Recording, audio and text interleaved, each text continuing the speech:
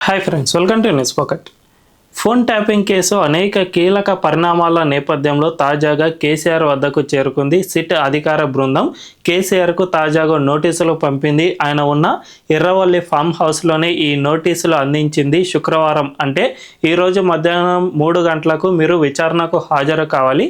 ఇందులో మిమ్మల్ని కొన్ని ప్రశ్నలు అడగాల్సిన పరిస్థితి మాకు ఉంది కాబట్టి ఈ విచారణకు మీరు హాజరు కావాల్సిందే అనే విధంగా సిట్ నోటీసులు పంపింది. దీనికి కేసీఆర్ సైతం అంతే స్థాయిలో ఆయన రిప్లై ఇచ్చారు. అదేమిటంటే, నేను ఈరోజైతే మీ విచారణకు హాజరు కాలేను, భవిష్యత్తులో ఎప్పుడైనా హాజరవుతాను, విచారణకు మాత్రం నేను పూర్తిగా సహకరిస్తాను, కానీ ఇప్పుడు అయితే కష్టమే. ఎందుకంటే ఇప్పుడు మున్సిపల్ ఎన్నికల నామినేషన్లకు చివరి రోజు, అంతేకాకుండా అభ్యర్థుల ఖరారు చేసే ప్రక్రియ ఇలాంటివన్నీ చాలా వరకు ఉంటాయి కాబట్టి బీఆర్ఎస్ రాష్ట్రంలో ప్రతిపక్ష స్థానంలో ఉంది కాబట్టి మాపై ఈ బాధ్యత ఉంటుంది. సో మీరు ఇప్పుడు కాకుండా ఈ రాజకీయ ప్రక్రియ మొత్తం పూర్తయిన తర్వాత నేను ఖచ్చితంగా మీ విచారణకు హాజరు అవుతాను అనే విధంగా కేసీఆర్ సమాధానం ఇచ్చారు. అంతేకాకుండా సిట్ విచారణకు హాజరు కావడానికి ప్రత్యేకంగా ఒక ప్లేస్కి రావాల్సిన అవసరం ఏమీ ఉండదు కాబట్టి మీరు ఎర్రవల్లి ఫామ్ హౌస్లోనే నన్ను విచారించండి అనే విధంగా కేసీఆర్ దీనికి స్పందిస్తూ లేఖ రాశారు. తద్వారా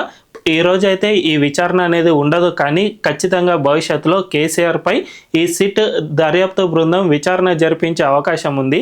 అయితే ఇప్పటికే బీఆర్ఎస్లో చాలా కీలక నేతలను సైతం ఈ సిట్ బృందం విచారణ చేసింది. కానీ కేసీఆర్ తెలంగాణ మాజీ సీఎం, అంతేకాకుండా తెలంగాణ ఉద్యమకారుడిగా అతనికి చాలా గొప్ప పేరు ఉంది. ఈ రాష్ట్రాన్ని సాధించిన వ్యక్తిగా కూడా కేసీఆర్ను చూస్తారు కాబట్టి తెలంగాణ సీఎం రేవంత్ రెడ్డి కేసీఆర్ను విచారించే క్రమంలో చాలా జాగ్రత్తలు పాటించాలి అని విశ్లేషకులు చెబుతూ ఉన్నారు. ఎందుకంటే ఫోన్ ట్యాపింగ్ అంశం నిజమో కాదో అనే విషయాన్ని సిట్ బృందం విచారణ జరిపించిన తర్వాత దర్యాప్తులో నిగ్గు తేలుస్తుంది. అప్పటి వరకు మనం ఇందులో తప్పుల గురించి మాట్లాడలేం. కేసీఆర్ నిజంగానే ఫోన్ ట్యాపింగ్ చేయించారా, లేకపోతే ఆయనపై వచ్చినవి ఉట్టి ఆరోపణలేనా, సరిగ్గా ఎన్నికల సమయాల్లో ప్రత్యర్థులతో పాటు జర్నలిస్టులు, ప్రముఖ వ్యాపారవేత్తలు వీళ్ళందరి ఫోన్లు ట్యాపింగ్ చేయించారా అనే విషయం భవిష్యత్తులో ఖచ్చితంగా తేలుతుంది. కానీ ఇది రాజకీయంగా ఏ విధంగా ఇంపాక్ట్ చూపిస్తుంది అనే విషయాన్ని మనం ఇక్కడ ప్రత్యేకంగా మాట్లాడుకోవాల్సిన అవసరం ఉంది.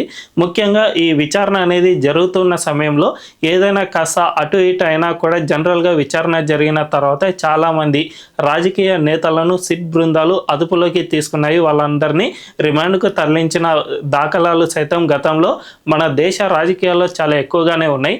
ఒకవేళ అదే గనుక జరిగితే, లేకపోతే ఈ విచారణను చాలా ఎక్కువగా ఎక్స్టెండ్ చేస్తూ కేసీఆర్ను ఇబ్బందులు పెట్టే ప్రయత్నం చేస్తే అది రాజకీయంగా చాలా ప్రభావమే చూపిస్తుంది అని మనం ఖచ్చితంగా చెప్పుకోవచ్చు. ఒక్కసారి మనం ఏపీ రాజకీయాలను పరిశీలన చేస్తే సరిగ్గా ఎన్నికలకు ముందు స్కిల్ డెవలప్మెంట్ కేసును చూపించి జగన్ ప్రభుత్వం చంద్రబాబును అరెస్ట్ చేయించింది. ఏకంగా 53 రోజుల పాటు ఆయన్ను జైల్లో ఉంచింది. ఈ కేసులో నిజానిజాలు ఏమిటి అన్నది తర్వాత తేలుతాయి, లేకపోతే ఇందులో తర్వాత దర్యాప్తు బృందం పూర్తి విచారణ జరిపిన తర్వాత ఈ నిజానిజాలు ఏమిటి అనేవి తేలుతాయి. కానీ ఖచ్చితంగా చంద్రబాబును అరెస్ట్ చేయడం అనేది ప్రజల్లో చాలా ఇంపాక్ట్ చూపించింది. ఎందుకంటే ఆయన సుదీర్ఘ రాజకీయ నేత, జగన్ తండ్రి అయిన వైఎస్ రాజశేఖర రెడ్డితో పాటు అనేక మందితో ఆయన పోరాటం చేశారు. ఏకంగా కేంద్రంలో కీలక నేతగా సైతం పనిచేశారు. అలాంటి గొప్ప వ్యక్తి, లేకపోతే హైదరాబాద్లో ఐటీ సెక్టార్ను తీసుకువచ్చిన వ్యక్తిగా సైతం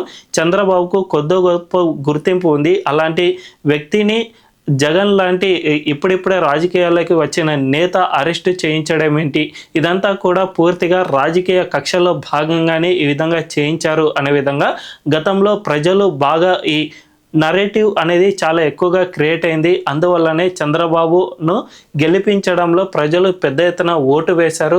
చంద్రబాబు అండ్ పవన్ కళ్యాణ్ ఇద్దరు కూడా రాజకీయంగా కలవడానికి సైతం ఈ అరెస్ట్ అనేది చాలా ఎక్కువగా ప్రభావం చూపించింది. చంద్రబాబును అరెస్ట్ చేయడానికి ముందు వరకు పవన్ కళ్యాణ్ అండ్ బీజేపీ ఆయనతో కలవాలా వద్దా అనే విషయం పట్ల కాస్త సంశయంతో ఉండేవి. అంతేకాకుండా ఈ రాష్ట్ర రాజకీయాల్లో ఇంకా ఇదే విధంగా మనం ముందుకు వెళ్తే భవిష్యత్తులో ఏమైనా చేంజెస్ ఉంటాయా అని ఆలోచిస్తున్న క్రమంలోనే ఈ అరెస్ట్ అనేది జరిగింది. అదే సమయంలో ఏపీ ఇప్పుడు డిప్యూటీ సీఎంగా ఉన్న పవన్ కళ్యాణ్ జనసేన అధినేత పెద్ద ఎత్తున కాన్వాయ్ని తీసుకువెళ్ళి చంద్రబాబును పరామర్శించి వచ్చారు.